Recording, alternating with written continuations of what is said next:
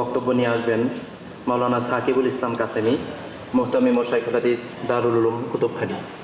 মাওলানা সাকিবুল ইসলাম কাসেমি।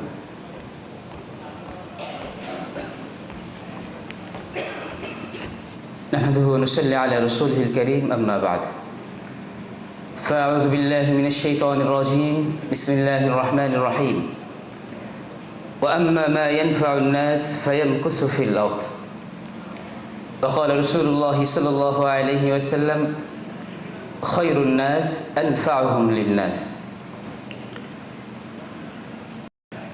সাধারণ উলামা সমাজ কর্তৃক আয়োজিত আজকের জনসাধারণের প্রত্যাশায় আগামী বাংলাদেশ শীর্ষক এই ঐতিহাসিক জাতীয় সেমিনারে উপস্থিত আছেন বাংলাদেশের বিভিন্ন ঘরানার স্কলারগণ এবং সাধারণ আলেম ও তালিমগণ।